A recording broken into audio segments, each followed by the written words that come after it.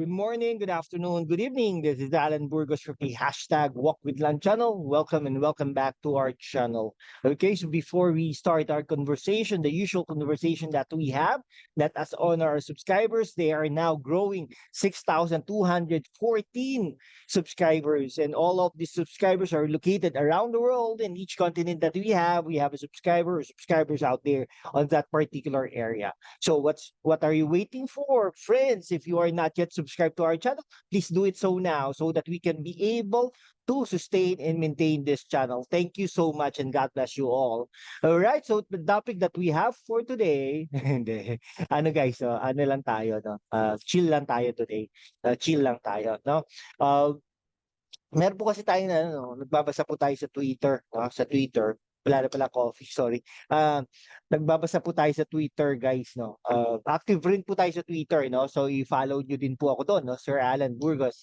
At Sir Alan Burgos do sa Twitter natin, no. So from time to time nag-tweet din po tayo doon. Okay, so ano po, no. So may nabasa po tayo kay Sasot. I do not know si Mr. Sasot pa yun o si Miss Sasot. You from BBM. Okay, nagtanong kay BBM 'yan eh, no? So, parang isang moderator. Okay, tapos lumipat na kayon kay ano, kay Digong, no? Parang kumontra na kay BBM, no? Anyhow, ano po kasi, no? Alam niyo po ba bakit nagbabaliktaran yung mga 'yan? Sila Chong, sila ano, lahat po, no? Halos lahat. Siguro meron din naman sila mga punto, 'di ba?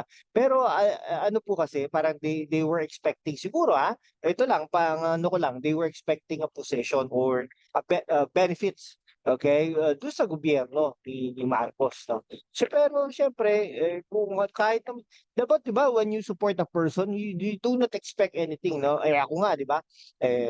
Kinampanya natin, no? Kinampanya natin, binoto natin, talagang ano no, in a way gano'n.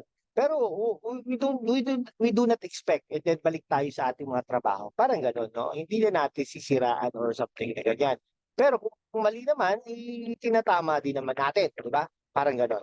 Now, meron po tayong nabasa kay Sason, sabi niya, yung fentanyl kasi 'no, yung fentanyl guys 'no, para isang gamot yun, hindi ko alam, hindi naman ako doktor na ano, na medical doctor 'no. So, ang fentanyl po, parang ano 'di ba, sabi po kasi ni Pangulong Marcos, all of these things na nangyari nung linggo ay because of fentanyl 'no. Ilang taon na kasing nag-aano 'no, na nagte-take ng fentanyl si Pangulong Duterte, kumbaga. Alright, so ayun po 'no, so, yun po ang tinuro sa ating Pangulong Marcos na ano, fentanyl, yun yun, 'di ba? Um, okey, tapos, pagkatapos po nun, eh, di ano na, ah, sabi po naman ni Sasot 'no, Sasot ay ano, ah, nung pinayagan pa ni Pangulong Duterte na ilibing ang tatay ni Pangulong Marcos sa libingan ng mga bayani, ay naka-fentanyl din 'no. Parang gano'n din 'no, gano'n din yung pangarasumbat ni Mayor Duterte 'no, ano din daw 'no, yung, ang nagpalibing daw sa tatay ni Marcos ay si President Duterte 'no.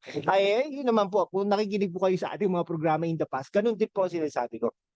Dapat magkaroon ng utang na loob, na dapat hindi masyadong ano, magkakapisanan sila mo Sara Duterte, Pangulong Marcos ang una hanggang huli, 'di ba? Kung may pipiliin si Pangulong Marcos, bandang huli na 'yon, something like that 'no.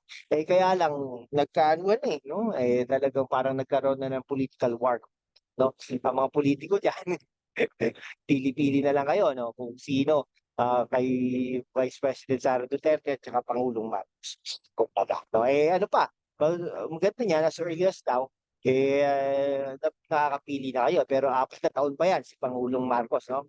And then ano yan, siyempre, it's a mind game. Kita mo 'no, gaano siya ka-professional and dignified. Kumbaga 'no, dun sa ano, parang ano, 'no, yung tirada alam mo siyempre meron ding mga loyalista yan si BBM, 'di ba? Ang Marcos family talaga. Nahati man yan, kasi plus ngayon mga Trillanes, Leni Robredo, mga ganyan. Sino ba ang pipiliin nila 'no, tingin niyo 'no? Ah, puwedeng ano, magkaroon ng third force, pero 'pag magte-third force sila, talo pa rin sila, something like that. Ngayon, nakakita sila opportunities na mag-Marcos ngayon, di ba? Kasi pag nag-Marcos sila, eh ano talaga, may Araneta naman yan eh, na parang Araneta side, something like that. Roja. So, may pagkakataon sila na maging ano, maging part ng admin. Ngayon, eh, ang Duterte, meron, siyempre may loyalista lang din naman yan. Pero tingin ko, to PBM at saka Duterte, ano yan, parang equal yan. Kung lalamang ng konti si Duterte, di ba? Something like that. Kung ano. Pero ang ano yan is pag Trillanes, no? Mga Trillanes supporters, sasama kay Marcos, sigurado, ang lamang pa rin si Pangulong Bongbong Marcos. Something like that. Ngayon, sabi gano'n, naka-fentanyl daw nung pinayagan na ilimi. Parang gano'n, no? Parang nagkakaroon ng sumbatan ngayon, mga kababayan ko, no? Nagkakaroon ng sumbatan. Bakit gano'n? No? Tama naman, utang na loob din naman kasi si Pangulong Duterte lang ang may balls, no? May balls na pumayag na ilibig talaga si Pangulong Marcos, dating Pangulong Marcos sa libingin ng mga bayani, no? Dapat grateful din ang Marcos family doon. Pero on the other hand, dapat ano siya, no? Dapat tignan din natin. Deserve pa ni dating Pangulong Marcos na ilibing sa libingan ng mga bayani? Siyempre naman, oo, no? Hindi lang siya dating presidente, pero ito ay dating sundalo. No? May mga nagsasabi, finake daw niya. I do not know if that is true or not. But basta as far as I know, ano siya, no? Talagang deserve niya na maging not only ilibing, no? Pero talagang bigyan ng dignidad ang paglibing sa kanya doon sa libingan ng mga bayan. No? Ay, nasa last will niya yata yun. No? Yun, pag-anuhan. Di ba? Okay, so kung ganyan mga kaibigan ko, di ba? Ito si Sasot, ano din, isa rin itong kasaway. Anyhow, okay, maraming salamat sa inyo, no? Ang tanong natin, deserve ba ni dating Pangulong Marcos, no? Sorry i-adjust natin to Pangulong Marcos. Okay, yan. Okay.